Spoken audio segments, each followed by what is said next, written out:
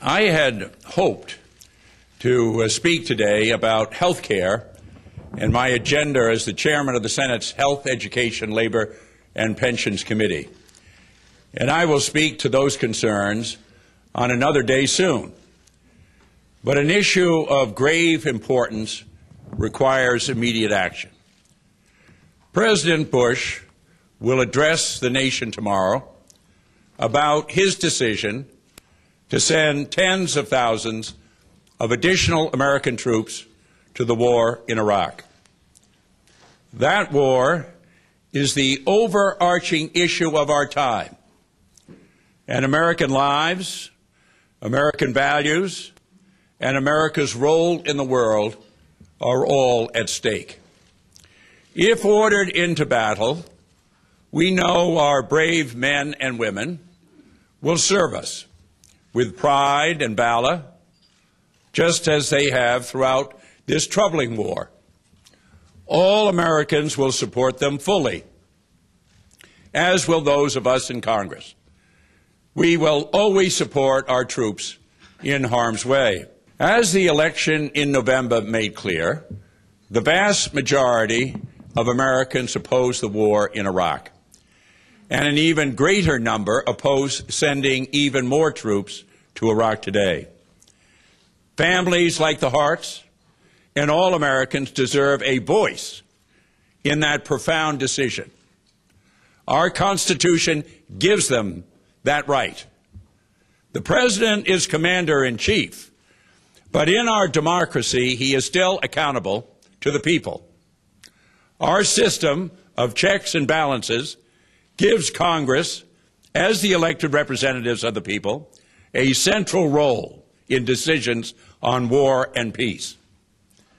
Today, therefore, I am introducing legislation to reclaim the rightful role of Congress and the people's right to a full voice in the President's plan to send more troops to Iraq. Congressman Ed Markey of Massachusetts will introduce similar legislation in the House of Representatives. Our bill will say that no additional troops can be sent and no additional dollars can be spent on such an escalation unless and until Congress approves the President's plan. Our proposal is a straightforward exercise of the power granted to Congress by Article 1, Section 8 of the Constitution.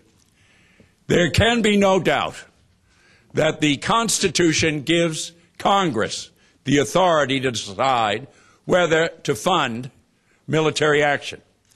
And Congress can demand a justification from the President for such action before it appropriates the funds to carry it out. This bill will give all Americans, from Maine to Florida to California to Alaska to Hawaii, an opportunity to hold the President accountable for his actions.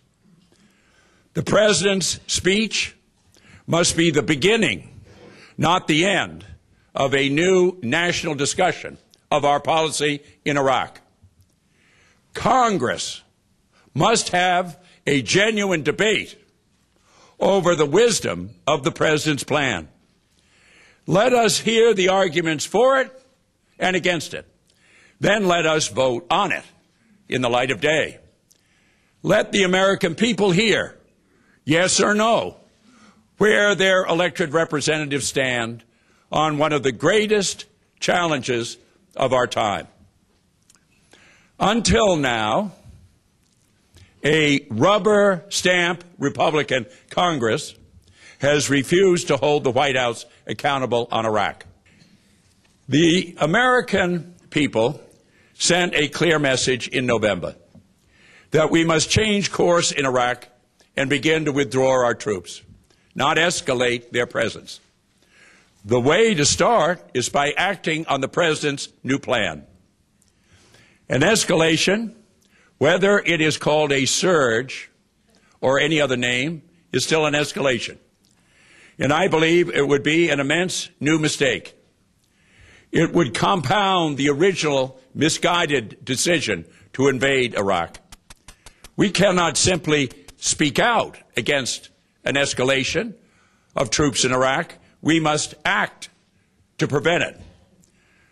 Our history makes clear that a new escalation in our forces will not advance our national security.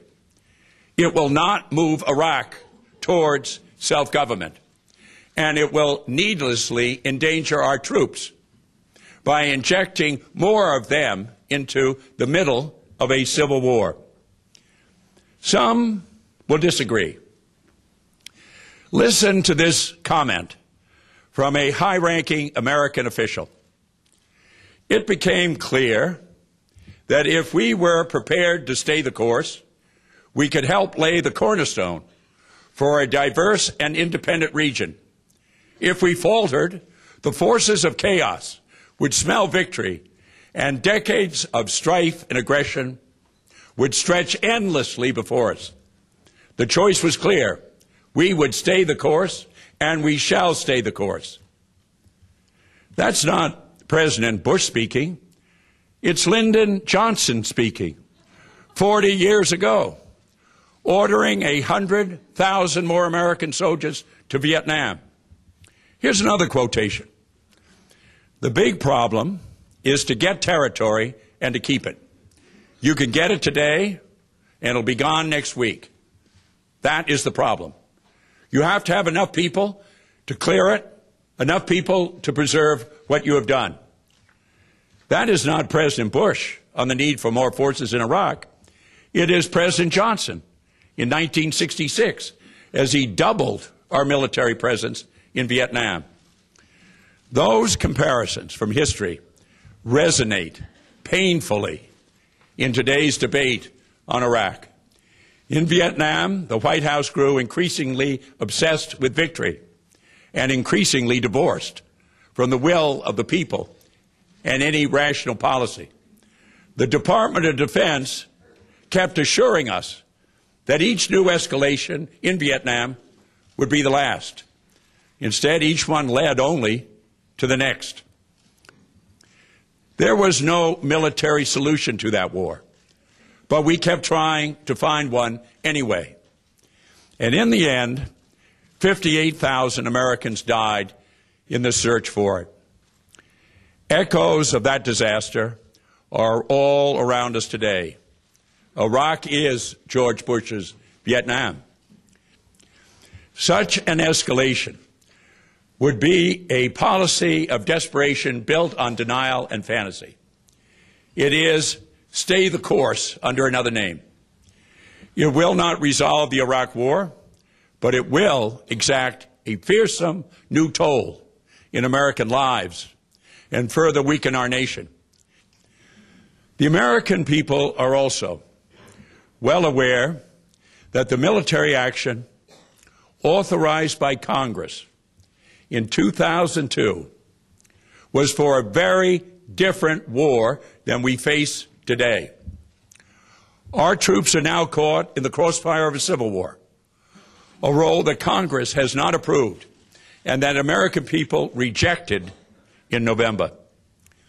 Many of us felt the authorization to go to war was a grave mistake at the time. I've said that my vote against the war in Iraq is the best vote I've cast in my 42 years in the United States Senate. But no matter what any of us thought then, the Iraq war resolution is obviously obsolete today. It authorized a war to destroy weapons of mass destruction. But there were no weapons of mass destruction to destroy. It authorized a war with Saddam Hussein. But today, Saddam is no more. It authorized a war because Saddam was allied with al-Qaeda, but there was no alliance. The mission of our armed forces today in Iraq bears no resemblance whatever to the mission authorized by Congress. President Bush should not be permitted to escalate the war further and send an even larger number of our troops into harm's way without a clear and specific new authorization from Congress. This Congress cannot escape history or its own duty. If we do not learn from the mistakes of the past, we are condemned to repeat them. We must act, and act now, before the President sends more troops to Iraq, or else it will be too late. The legislation that we introduced today is brief but essential. It requires the President to obtain approval from Congress before he sends even more American soldiers to Iraq.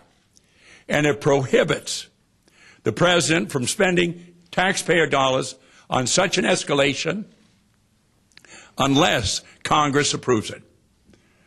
Our proposal will not diminish our support for the forces we already have in Iraq. We will continue to do everything we can to make sure they have all the support that they truly need. Even more important, we will continue to do all we can to bring them home safely. The best immediate way to support our troops is by refusing to inject more and more of them into the cauldron of a civil war that can be resolved only by the people and government of Iraq. The casualties are high. The war is long. The time is late. But as Tennyson said, "Come, my friends, 'tis not too late to seek a newer world." Those words speak clearly to all of us today. And we are inspired anew to wage this battle by the concluding line of that great poem, to strive, to seek, to find, and not to yield. Thank you very much.